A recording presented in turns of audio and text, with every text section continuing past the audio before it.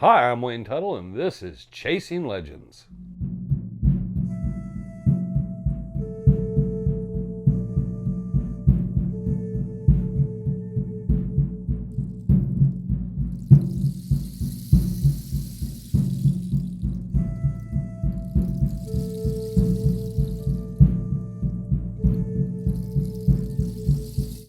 Welcome back to Chasing Legends. I'm Wayne Tuttle, your host once again. Getting close to the end of the year, getting close to Christmas. So, kind of a little special one today, but before we get to that, hit the subscribe button, hit the notification bell, leave a comment if you want to leave a comment. Go to our website, www.legendssuperstitionmountains.com, for all the cool stuff we've got there and linking to everything else. Got shirts, got hats, got coffee cups. That being said and done, let's get to it. Today is something I've been talking about for a year or so. People have asked me if I would talk about it, comment about it. And I've been like, yeah, there'll be a time I'll do it. And I think the time has kind of passed. There's been another guest speaking appointments by the individual that was promoting this over a year ago, probably a year and a half ago. And I kind of feel kind of in a good spot where, okay, had our time to kind of get all that out. As usual with any of my stuff, I like to kind of preface of what the reading material is and where some of this stuff is you can follow and kind of back this up if you have an interest or a deeper interest in it. First book is Jacob's Trail. Jacob's Trail, written by Jesse Feldman. More difficult to find. You can find the used copies. It's not being printed anymore for a reason. But good book by Jesse. Kind of covers what we're about to cover today, which is the Silver Chief Mine or the Pit Mine. So you got that, Jacob's Trail. He redid the book, and when redoing the book, he kind of rewrote it. A lot of new material, a lot of things different. The covers are the same on these two. This is the hardback. The Dutchman's Trail, Legend of Superstition Mountains by Jesse Feldman. Again, covers the Silver Chief, the Pit Mine, and the history of the Dutchman Mine. And if you've heard Jesse speak or heard anything about this, this is kind of a lot of the source material generally that you'd want to read. Pick up either or both books if you can. I know this one's still available. Jesse'd love to sell you a copy. The next book is one kind of in conjunction, little different setup. It's similar to the book previous in look and feel, and the title's just slightly different. It's Finding El Dorado by our friend Jack Sanfelice. And Jack wrote this, and the kind of cool thing of this is a lot of the trips he made out there with a number of different people is actually included in this book, with my buddy Randy Wright, Jack Carlson, Dick Walp, a lot of the guys he was heading out there with. So there's pictures and talks about his trips out and some more material concerning the Silver Chief Pit Mine, which we'll get to the name thing in the one that kind of kicked a lot of it off. And if you've read these books, you probably should get, and I almost would say if you get this book, read it first, is Crooked Mountain by Ron Feldman, Jesse's father. Good book. It's what you call the historical fiction thing, where he took stuff that he found in research he did, and then kind of incorporated it into a storyline book, similar to Center's Gold. Really good book. I know it's a little tougher to find. You can still find them out there, so pick that one up. Contact Ron, see if he's got any copies, and he can send you Jesse's too. So anyhow, so there's kind of that reading material after you've listened to this if you're really interested. And there's a lot of people's opinions and information out there. Additionally, there was a number of people I met that had been involved out there at the Silver Chief Pit Mine. They generally call it the Pit Mine. It's the Silver Chief Mine. It would be the proper name for it. And I got to talk to them, got to talk to people that worked and mucked and cleaned it out. There was a number of different groups of people, and we'll get into that because there's quite a long history of it and a lot of people still actively around that were involved. There's also a number of different origination stories we'll kind of touch upon, which I think has led to a lot of the confusion. You can believe in something and someone else cannot believe in it for their own very good reasons, documented, and you can still be fine. I don't have any problem with Ron, Jesse, any of the people, Jack Sanfelice, and their belief in this. You're still friends and stuff. You just have a difference of opinion. And I've been out there, and we'll talk a little about that as well.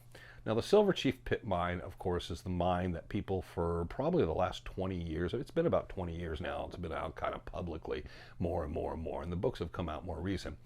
That was supposedly the Lost Dutchman Mine. And when we first heard about it, we're all kind of like a little puzzled. One of the people, I know Joe Robato, had a lot of material on it. Dave Leach, who's passed away. Dave and Joe are both no longer with us, but they had a lot of photographs. Dave Leach was out there, went down into it. And there was just a lot of, but we didn't have any of the history background. I was very aware of that mine on there because the first thing that's going to strike you, it's on topo maps. Any old topo map you get, it's listed there because it's been in existence as far as mining claims, official mining claims, since I believe about 1877. So it's marked out, so we're very aware. Now, I know the first trip I was going to make was probably in the 90s with someone out there. They were interested in those old mining claims up there, and I wasn't that interested in it. It was a long roundabout drive to get there, and I'm sorry today, because this would have been either early, mid-90s. I just passed on it. I didn't have an interest. I was like, okay, you know something's there. What are you looking for? Because you know it's there.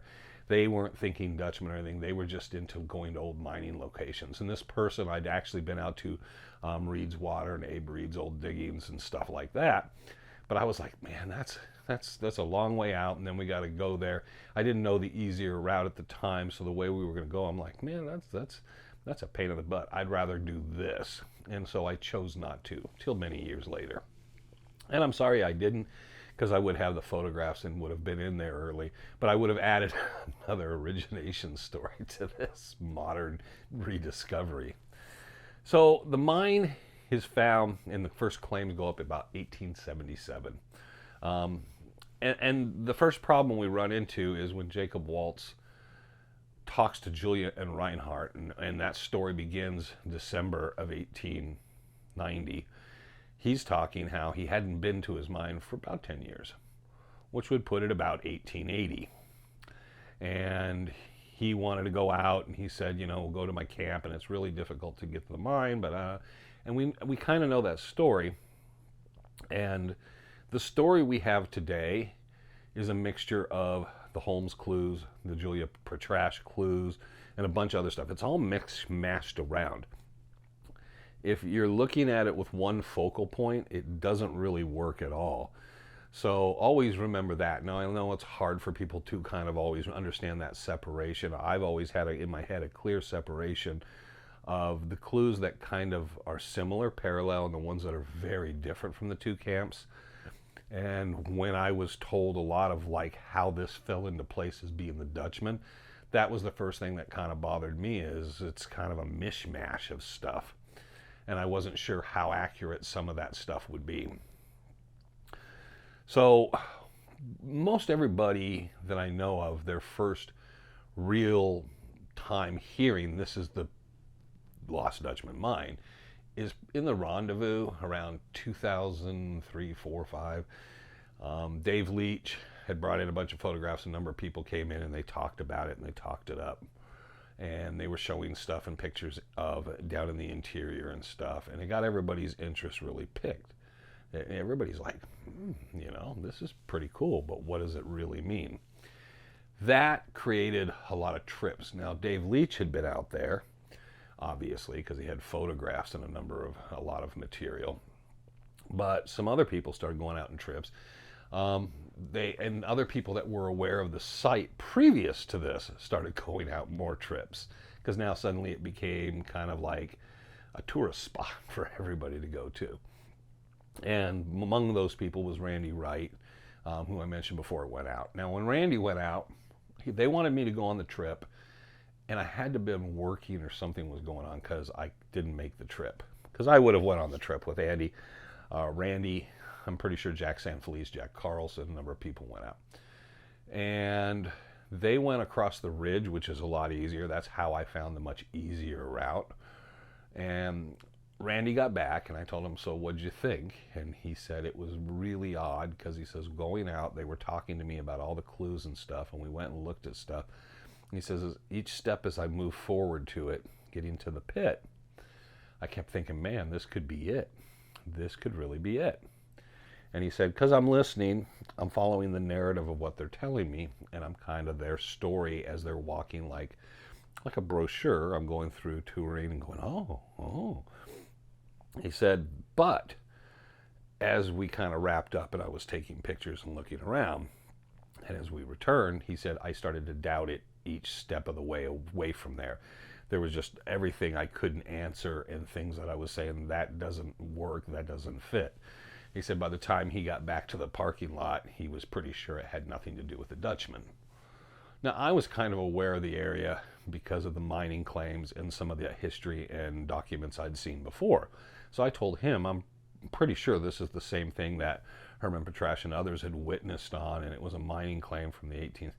I said, I'm kind of a little lost on this stuff. So how they would confuse the two. So I went out after the guys went out. I remember going out. Now I didn't want to go with anybody because my main thought is I want to just go out kind of with everything I've been told in my head and go out and just let it kind of absorb it and see what I think. And I got out and I wasn't disappointed, but I was kind of like, it doesn't fit any of the narratives or in any way what I'm thinking. I'm taking things by verbatim and certain material, and I'm like, I have to dismiss so much to make this really work for me. And I looked at it and I thought it was cool. It was a vertical pit. It's not like it's the first or the last I'll ever find out there. It had a tunnel down below. It's not the first or last I'll find like that. In fact, we have one this year we're going to be investigating of another vertical pit that nobody seems to know why it's there or where it came from. And so I kind of was like, So I went out one other trip to kind of like get down in to grab a sample of something, look around at the mess there. Now, just as a caveat to everybody, someone went out, we don't know who, won't say that, nobody knows. Some people suspect the Forestry Service. If it was, they were very sloppy about what they did. But they went out, the Silver Chief mine now is capped. They not only filled it up, I was told for a few years that it naturally filled in from everything above it. The problem is there's another pit above it and it didn't fill in, but this one filled in. Not only did it fill in, it's actually got a mound over that in that area. So it was purposely filled in and made so nobody can enter it or excavate it again. Also, the cave nearby, someone blew that up. I was told that was lightning or something hit it. Unfortunately, there was dynamite discovered in the area. So that stuff was all blown shut and people blew it and people put it. I asked someone at the Forestry Service, they kind of played dumb. Forestry Service could have done it, but it seems odd, all the intangibles and things. So we'll get back to some of that history because as I got interested in it, I was kind of like, why are people confusing it?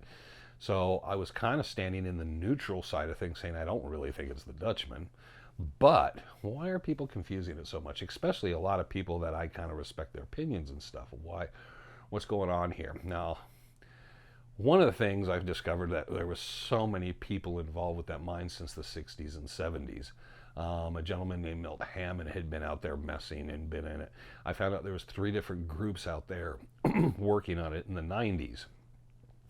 And whether that they were very aware of each other or they just somehow crisscrossed without knowing each other, I have no idea. I talked to people who had been out there. I've talked to a number of people, at least 7 or 8 different people had been down in, and each person had the same story and had the same view and saw the same thing I did. So I knew they'd been down in. And I just found that it was curious. It does not... the Dutchman we always think of as a pit, and they always say it's like a funnel-shaped pit that slopes down, and then you can actually, it kind of like works its way out. And that's everything we've been ever documented to be told. There's no reason for Reinhard Petrasch or Julia Thomas to lie to us. This is a vertical shaft that goes down to the bottom, and then it cuts out. Now, it could have been changed, altered in some way. It's significantly deeper than you would think. It had a ladder, a lot of and one of the problems we're running into is obviously if there was 3 different groups in there in the 90s, there was plenty of people in there, in and out of there in the 70s and 80s. since anybody that would have ran into it on a map and found any assay of any trace of gold or silver would have been out there trying to find something. I looked at it. I heard all the stories about the millions or hundreds of thousands or 20,000 or 10,000 or a few thousand of gold pulled out of it. Looking at the documented existence of when the mine first was filed as the Silver Chief, there's about 25 mines up there on the ridge too, and there's notices and there's all types of things associated with those. So when you look at the history of it, you're going to say, wow, there's a lot of mining activity up there. It was listed in the papers, the Arizona Daily Star, the Pinal Drill, a bunch of different papers. You can find articles and mentions of it, which also leads one to the curious thought of, why did Waltz think it was such a secret if it was out there in newspapers and there was such a long kind of noted history through that time? And if he'd been out there in 10 years, why would he even think that it was any type of secret? Because everyone was working that ridge around it. Which tells you that it probably isn't the right location. Now, all due respect to the people that put their time in the research and want to believe in something, I don't have a problem with that. Dreamers can dream, and my job is not to dash someone's dreams. But I always say put it out there. You know what reading material's there. You still can go out to the site in the area across the ridge. And I think in the books, I think Jack's book tells you about which direction really to approach it from the upper ridge. You can go out and look around the area and kind of get an eyeball on it and kind of see how it fits with you. And that's one of the most important things to me is I went out there. I talked to so many people that were involved in it, and nobody had anything far as saying there was any. They said it was a silver mine. That was the main thing I got from people who said it was a silver mine. Yeah, there was silver. There's traces of silver still to this day. It's not really financially recoverable. It's not going to make you any money.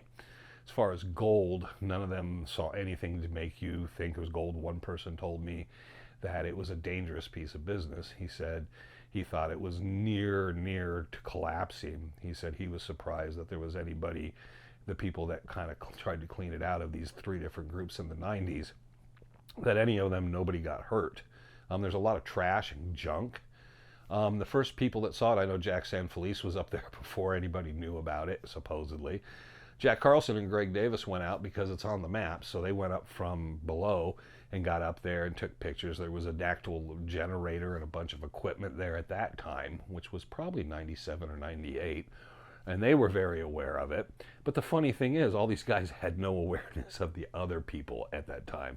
So I always found that funny. It wasn't till I think some information came out and Dave Leach started talking about particulars in that area, and I'm going to leave all that alone because there's no reason to stir that pot. But it always had my doubt because I thought, how would Waltz not know? How would nobody even early on, as active as that was in that area, and it would have been known, someone could have looked it up, someone would have spoke to someone. Herman was still searching in the Western Superstitions for the Lost Dutchman Mine with Bob Garman and a number of different people. Why would he actively be searching there if he knew it was over here? It makes absolutely zero sense. When he signed those things as a witness, I mean, he signed for a number of different things, and he even claimed that he found the Lost Dutchman with Reinhardt up in Fish Creek Canyon, up by Lost Dutch Canyon.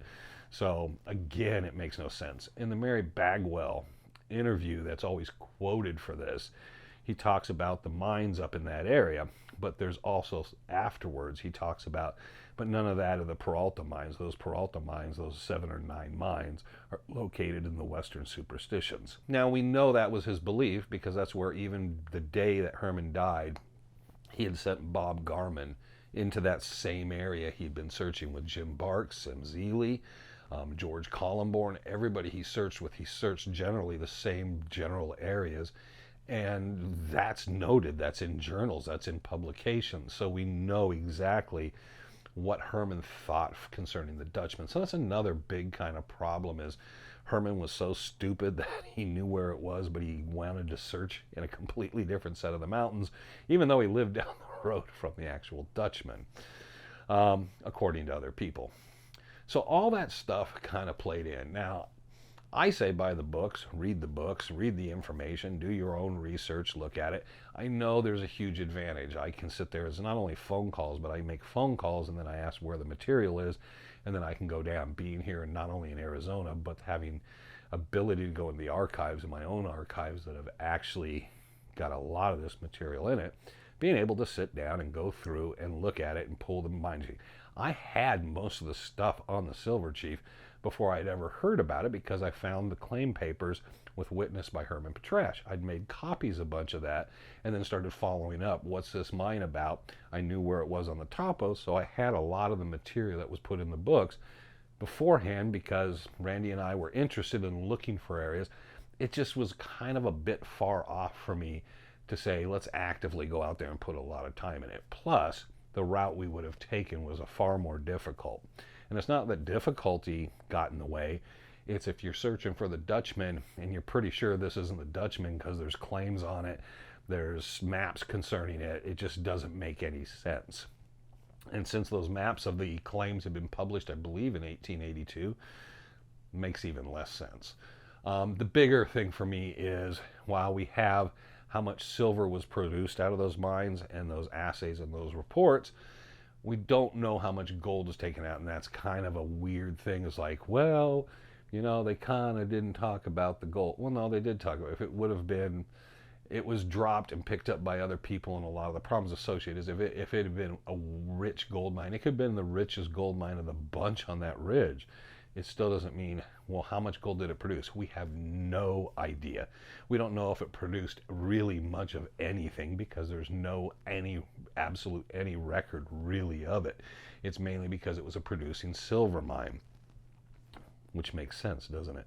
There is gold in the Silver King mine, but it's known as a silver mine because that's predominantly what it produced. It produces a lot of other things, mineral content and so forth, and you know there's copper down underneath there and so many other things, but it's known as a silver mine because that's its chief property that in the assays it's producing.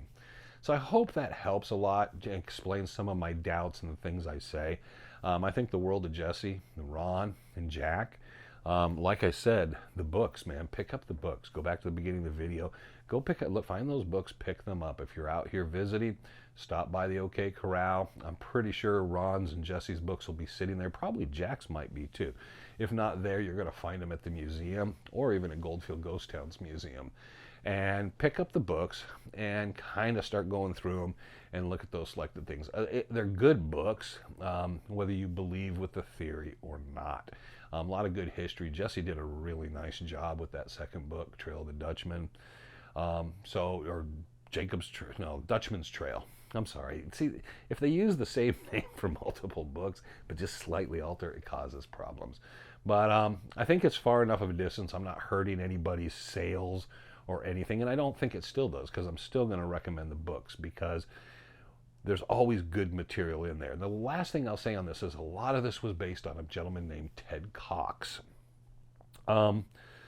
When Ted Cox's notes, and a lot of stuff started showing out, and a lot of stories about Ted Cox, which was probably around Crooked Mountain and stuff, I asked Tom Collenborn, and he said, I wouldn't believe a word Ted Cox ever told me. And I started looking at Ted Cox's notes and his materials and his manuscripts and whatever he's putting together, and I was just kind of like dumbfounded. It was just like, at times it's just pure gibberish. He literally was making up his own history. It was basically his opinion and speculation of possibilities of other things that could have happened in history, but he writes it like this is fact. And I think that's one of the reasons Jesse might have changed his first book, because he used a lot of Cox notes, and they're confusing at times, because when you look at one, you start reading the whole piece, and then you start going, I don't get it. I didn't think much of those. It was similar to a number of other people that have written a lot of material like him, and I went through it and found so many problems and so much stuff. He's a guy that spent a lot of time, liked to write, and he had a lot of opinions and a lot of ideas of what could have happened or not, whatnot. I didn't meet the gentleman. I didn't get to know him. I think Tom must have known him or been aware of him, but he was pretty aware of a lot of the material as well. Very similar to another gentleman I really liked, so I'll just put this in there, is Gene Reynolds. Gene was connected with Glenn McGill. Gene was a bit of a dreamer. I'm not always sure about Gene's theories and ideas and what he really thought. But he was a super nice guy. I really liked talking to him. He made sure I got his manuscript, and then he made multiple versions of it and photographs. Gene always would share. He was just such a nice gentleman. He never quite made it to the rendezvous, which is a shame, because I really wanted to sit down in person and meet him. All our correspondence was either email, letters, or phone calls, and I never got to sit down with him. Even after he moved here into Phoenix, we never quite got connected. He was going to come to the rendezvous. I was going to go over and sit with him. And it wasn't about interviewing. It was just about talking. I really liked him. And I didn't get to do that just because I just didn't have the time between work and everything else. And I'm sorry I didn't. And I think everyone else that met with him thought, I'm not sure about his theories and stuff, but he's a super nice guy. Probably was Ted Cox to some degree, maybe. I don't know. Like I said, I don't know of anyone outside of Tom that might have met him and been kind of familiar with him specifically as a person. So it's hard to go there. I just took Tom's word at his. Tom's like just kind of shook his head and said what he had to say, and that was good enough for me. So there you go. Whether you want to call it the Rogers Mines or the Silver Chief Mine or the Pit Mine, that's kind of my take on it. And I've kind of trickled a lot of this stuff out, but I don't see how Jacob Waltz would have been totally unaware. And if he would have been back there in 1880, 1879, 1880, 1881, he would have been very aware of all these people with mining claims and digging and all that. The other key thing for me is I found nowhere, and I've went through and I've looked at it, that there was a pre-existing tunnel or anything associated with that. That it appears that everything I can find, and it's not saying I'm right on this, but it appears it was virgin ground, that they found sources, they did some prospects, and then they went and dug the mine. If that's the case, it kind of negates anything Waltz of any prior Peralta story. Doesn't mean it's true or not, it just means we don't have any information specifically saying that there was a funneled pit mine in that arroyo prior to the discovery by the group in 1877. That's important because every Waltz story begins kind of off of that. And if that doesn't exist, that means Waltz opened the mine. Waltz didn't open the mine. There never was a mine, but they found the lost mine that didn't exist beforehand, and that creates a lot of problems. So there's my take. Silver Chief, Pit Mine, in that whole area. All due respect to my friends and everybody that wrote those books. I hope they're doing well over the Christmas season. Pick up the books. Go look for them. I'll try to make sure Trevor puts them in the website so you can find the availability and stuff. But pick it up. Always share that stuff and read it for yourself. Don't just take my word for it. Kind of do your own research. There you go. Hope everybody's having a wonderful holidays. The next time we'll speak to you will be possibly on Friday prior to Christmas, but the next time you'll see a Chasing Legends, it'll be Christmas Day, and we'll have something kind of that day. I don't really have a Christmas story, so we'll just do a normal one, because, I mean, come on. I didn't normally go out in the mountains and spend Christmas in the Superstitions. So, there you go. I hope everybody's having a good time. I hope everyone's enjoying themselves. And always remember, I'm Wayne Tuttle. You're not. And this was Merry Chasing Legends. Have a good week.